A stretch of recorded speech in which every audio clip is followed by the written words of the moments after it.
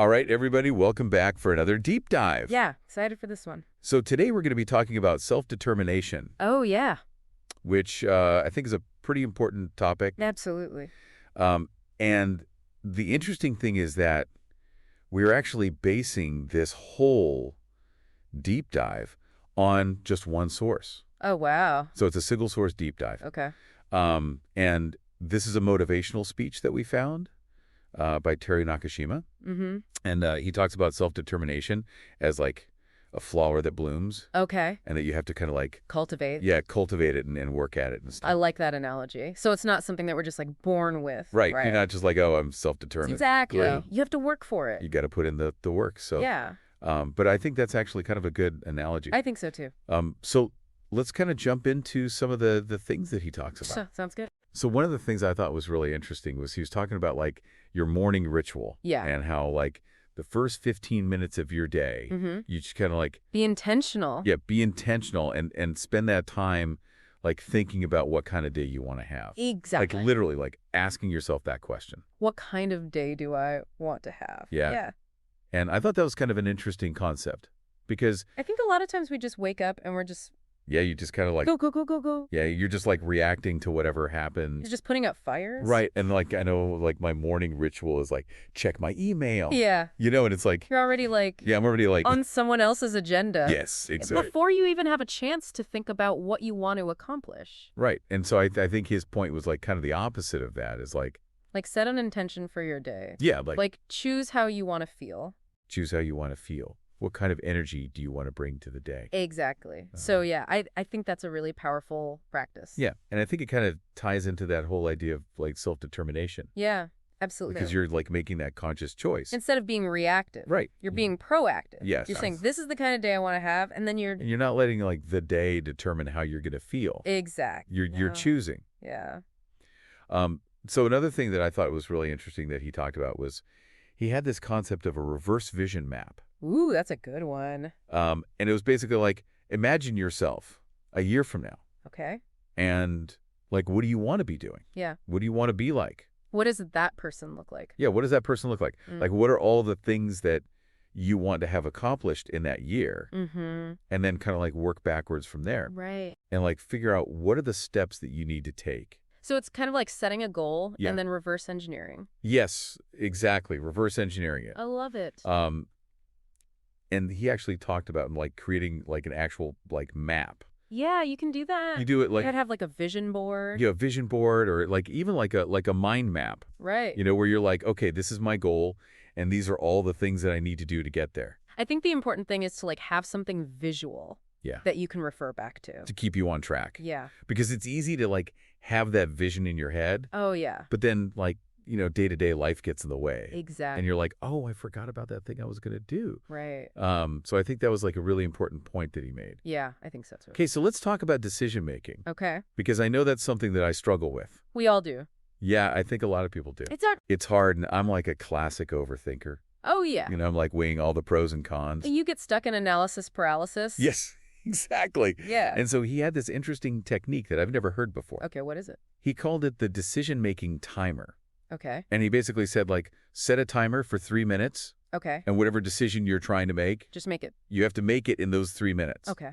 And I was like, 3 minutes? Seems a little arbitrary. It does seem a little arbitrary. Yeah. But he was saying that, like, there's actually, like, science behind it. Oh, really? Like, behavioral science. Yeah. Like, that shows that, like... When you overthink. When you overthink, you actually, like... You make worse decisions. Yeah, or you just, like, don't make a decision at all. Right. And so you're saying, like, this is kind of like a way to, like...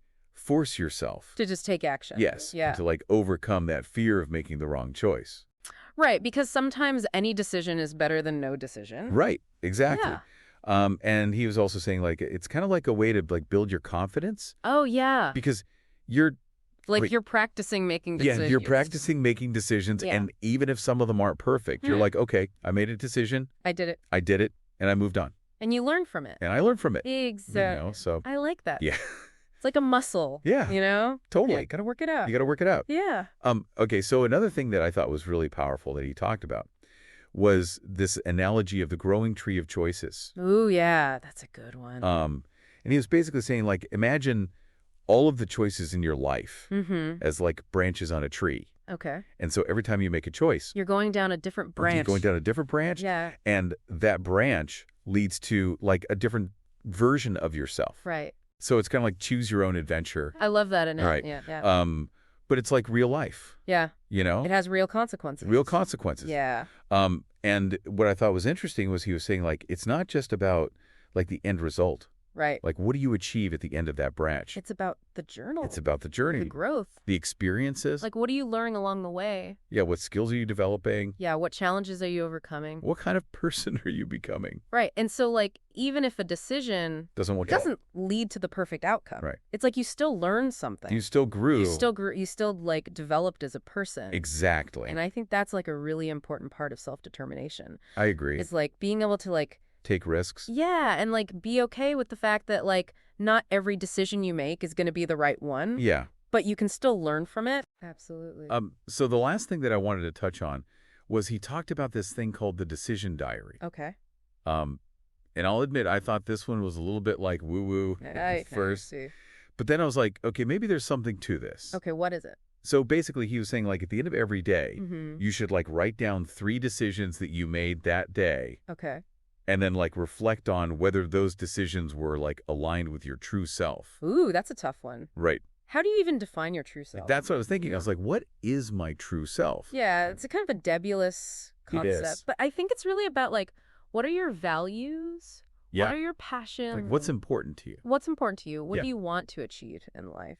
Like, not what other people think you should want. Exactly. Yeah. It's like stripping away all the external expectations Yes. and just getting down to the core of, like, Who you are. who you are. Yeah. Yeah. And so I think the idea behind the decision diary is like, It's kind of like a way to check in with yourself and Yeah. see if you're living in alignment with your values. are you actually making decisions that are, like, true to who you are? Right. Or are you just kind of like, Going through emotions. yeah, going through the motions, or like doing what you think you should do, Right. or what other people expect of you?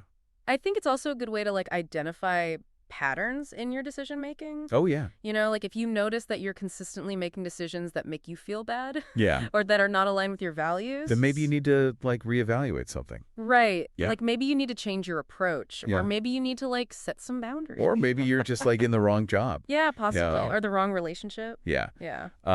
So I think that's, like, a really powerful tool for, like, self-awareness. Definitely. And, like, personal growth. Yeah. So, yeah, I feel like we covered a lot of ground today. We did. And I think it's all really interesting stuff. Yeah. It's really thought-provoking. It is. I mean, self-determination is such an important topic. Yeah, and I think, like, what I'm taking away from this is that, like, it's not something that you just, like, have or don't have. Right. It's something that you have to, like, cultivate and work on. Like a garden. Like a garden, exactly. Yeah. You You know, have to tend to it. you have to tend to it. You have to water it. You have to water You it. have to weed it. You have to weed it. Yeah. So for our listeners out there, I Yeah. would say, like, what seed of self-determination Ooh. are you ready to plant today? I love that. That's a great question to leave people with. Yeah. What seed are you going to plant? All right. Thanks for joining us. Thanks for having me. And we'll see you next time. See you later.